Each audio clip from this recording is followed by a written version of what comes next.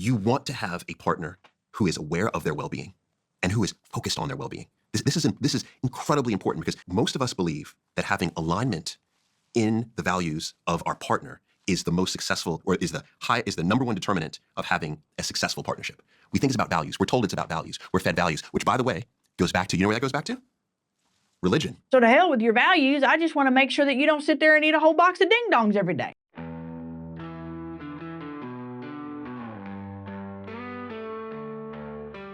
Welcome back to the channel. Today we have some lovely advice from these two young men who really don't know their butt from the hole in the ground. I don't know, I feel like sometimes men of this caliber really don't know what they're talking about, especially ones that have never been married. Apparently, according to this conversation on Diary of a CEO, marriage doesn't really have much of a purpose. At least that's the takeaway here, outside of the wedding itself and the legal paperwork. And divorce should be much easier, while marriage should be much harder to get into. Yep, I had to rewind that part twice. Now, we're gonna get into it. These guys are not, they're not Christians, okay? I am. This is terrible advice. And I think channels like this are spreading misinformation, disinformation as to what marriage actually is. Because I thought I surely misunderstood what they were saying, but no, that's actually the take. I'm not married, but I spend a lot of time thinking about whether I should be or not. I actually had a conversation recently with my partner where I said, do you want to get married? And it was abundantly clear that she does want to get married.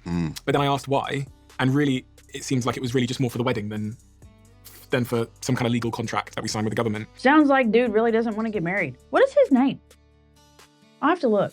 So I'm really wondering, based on everything we know about history and the trade-offs of marriage, should I be getting married? Yes, because your partner wants to. Is that reason enough? See, me and my husband actually wanted to get married within the first 2 weeks of us dating. True story. But things happened, life happens, and we ended up having to wait several years before we could actually make it happen. But when it finally did, look, I couldn't wait to spend the rest of my life with him. Look here, not all of us automatically move in together when we're dating, okay? We don't all do that. We're still traditional over here, especially here in the South. We didn't live together until we actually got married. You guys are totally fine with hopping in the sack and moving in your blended, your entire blended families under one roof, although you're gonna have nothing but liabilities under your belt. Because without marriage, that's all it is a liability. Let me give you an example. You're not married, you're just dating, right? And you decide to buy a car together. Whose name goes on the title? Bank accounts, houses, leases, other items, other belongings. If you're not married, you can just break up. Whoever's name is on the title, they can just take it and leave. They don't need your permission. Court isn't involved. They don't care. And look, you don't have to spend a fortune on a wedding. What is wrong with you women out here who think you have to have a $50,000 wedding? Know how much ours cost? $5,000. I think the institution of marriage, what you're going to see, this is my prediction, is that because nuclear families. What do you mean by nuclear family? So having, well, it's interesting, there's different perspectives now on nuclear family, but I look at it as you have two partners and children, and that creates the nuclear family. That becomes an economic unit, which drives a society. Nuclear family means husband, wife, and you guys are raising children together. That's what that means. Man and woman raising children together. Don't give me this crap that, oh, well, the meaning has changed and the definition keeps changing. No, it has never changed. It is the same and it will always be the same. And as that has disappeared, there's been less of a base to drive society per many researchers. So as a result, what I believe is going to happen, as we see right now in Singapore, as we see right now in China, as we see right now in Japan, you're going to see government heavily involved in incentivizing marriage. And marriage is already incentivized right now in terms of, tax benefits, being able to, leave assets to your partner, leave assets to family members. So as a result of the decrease of marriage and decrease of nuclear families, you will see government step up even more to incentivize. Maybe, but their goal is to actually rip the family apart, rip nuclear family apart. That much is apparent. The data and the information is there. I just wonder, I can't understand the first principles as to why having a government or religious contract with somebody is going to increase the probability of success in the union of love. I think that there needs to be hurdles in place. There needs to be some type of vetting, some type of premarital coaching, counseling, so everyone is aware of the commitment that is about to be made. And listen, I'm not against people understanding what marriage actually is before tying the knot. I'm not against that at all.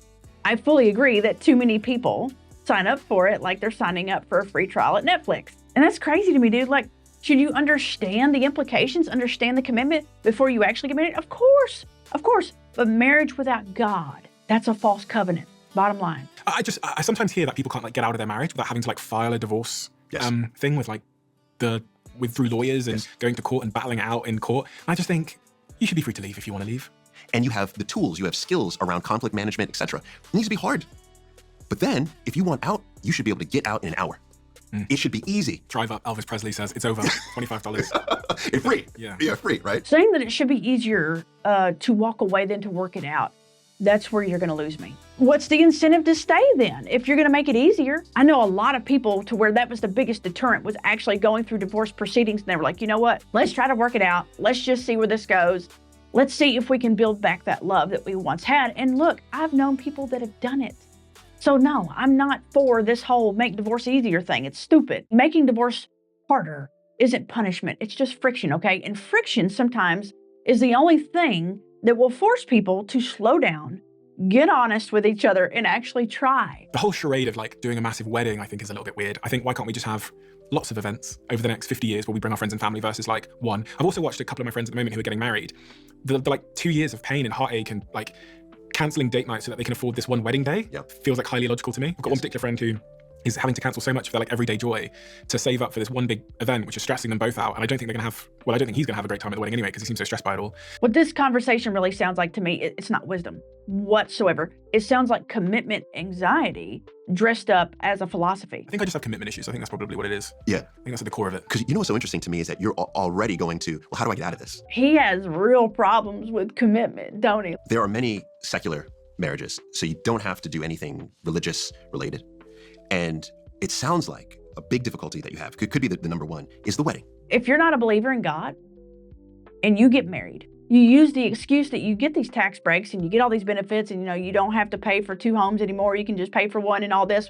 But you justify the fact that you tied the knot when marriage has always been simply about the covenant between man, woman, and God. That's not an argument. Regardless if you don't like that, that has been its purpose since the beginning. But isn't it just a terrible idea to commit to someone till death do you part? Because like imagine if I said to you, you got to pick a job and then you got to do it forever. Yes. The amount of procrastination that would occur because of the significance of that decision would basically stop you picking any job at all, because you'd be like, okay, no, I've got to pick one and do it forever. And you'd become a perfectionist. You'd be looking for perfection in every single job. And maybe this is in part the issue, is that because we see marriage as being such a final thing, that we really have to make sure the pick is perfect. It's perfect. I agree. This is one of the myths. Oh my gosh, are you serious? These people are killing me. They're killing me. Is he trolling? How about the fact that you get to spend the rest of your life with someone you adore?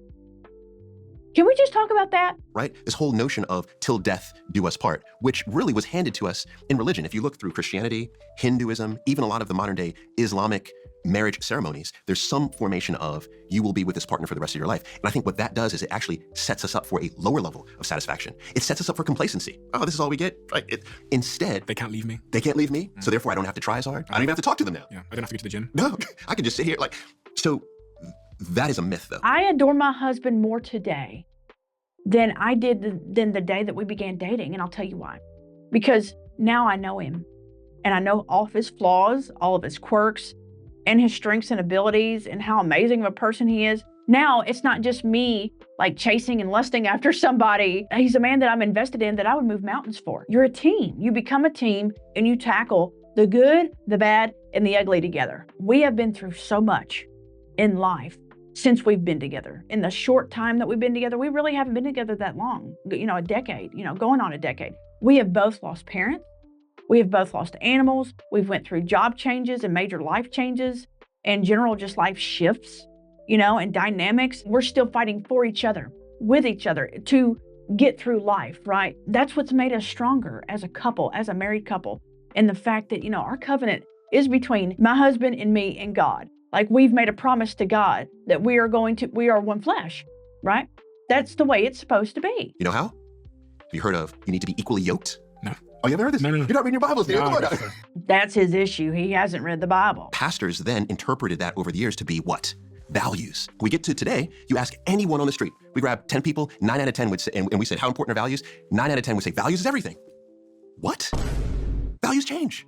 They change. I value things much differently today than I did 10 years ago. Our values change. They're not constant. We need to throw away values. Are they important? Yes. Are they the most important? No. This is the issue with these New Age experts and gurus. They remove God from the equation completely. They remove values from the equation completely. Oh, you can be everywhere with values as long as you got your... No, absolutely not. What's wrong with you? You want to have a partner who is aware of their well-being and who is focused on their well-being. This is incredibly important, because one of the most profound bits of research that I feel like I included in the book is that most of us believe that having alignment in the values of our partner is the most successful, or is the number one determinant of having a successful partnership. We think it's about values. We're told it's about values. We're fed values, which, by the way, goes back to, you know where that goes back to? Religion. So to hell with your values. I just want to make sure that you don't sit there and eat a whole box of ding-dongs every day. Lines up. Maybe I'm just crazy. Maybe I'm just an old fogey, like I said. What I do know is that your beliefs and your values, if they don't align, you're going to head straight into rough waters. Things are going to get bumpy, okay? And you might not make it without a life raft. So therefore, let's de-emphasize the focusing on finding someone who matches all of our values. Instead, well-being, key. Are they focused on their well-being? That's one. Two, yeah, values is important, but you know what's equally, if not more, is, you know what? How open-minded are they? How much do they lean in? How curious are they?